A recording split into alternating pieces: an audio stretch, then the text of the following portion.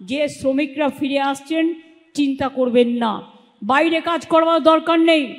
অনেক সময় double engine বলে বাংলায় কাজ পাচ্ছে না তো তাই বাইরে গেছে।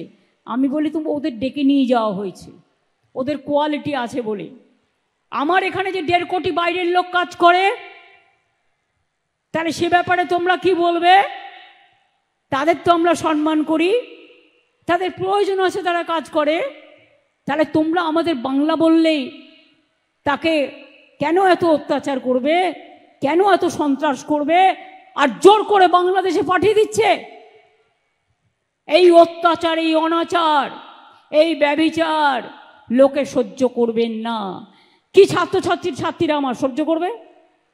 তোমাকে যদি বাংলাদেশে কাল পাঠিয়ে দেয়, একটা চিঠি পাঠিয়ে তুমি মেনে নেবে? তোমরা মেনে নেবে? তোমরা মেনে নেবে? কি মা লক্ষ্মীরা মেনে নেবেন? মা সরস্বতীরা মেনে নেবেন? কি আদিবাসী নেতারা যারা আছেন মেনে নেবেন?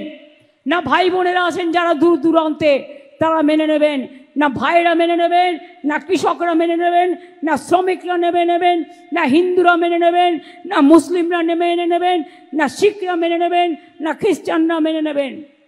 কেউ মানবে না, মানব না।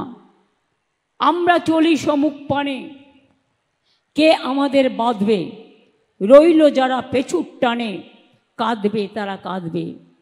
রবীন্দ্রনাথ ঠাকুর লিখেছিলেন, নাগিনীরা চারিদিকে ফেলিতেছে বিষাক্ত নিঃশ্বাস। এই যারা করছে তাদের আমি রবীন্দ্রনাথের ঠাকুরের কথা দিয়ে বলি, নাগিনীরা চারিদিকে ফেলিতেছে বিষাক্ত নিঃশ্বাস, শান্তির ললিত বাণী শুনাইবে ব্যর্থ পরিহাস।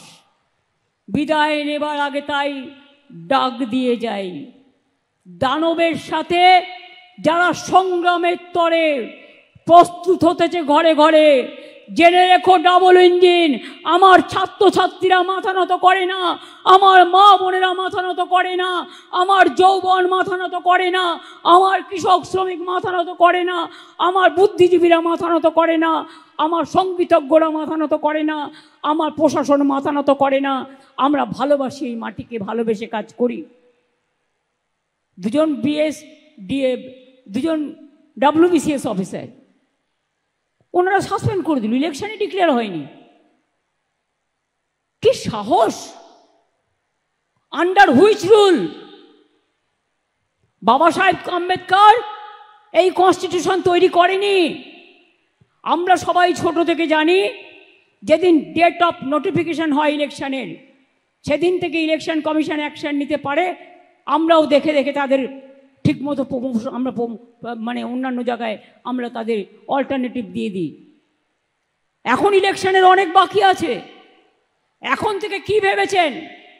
এই এনআরসির নাম করে ব্যাকডোরে যাকে ইচ্ছা অফিসারদের ভয় দেখাবেন?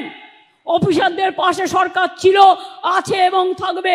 যে কোনো সরকারি কর্মচারীদের পাশে গভর্নমেন্ট ছিল, আছে, থাকবে।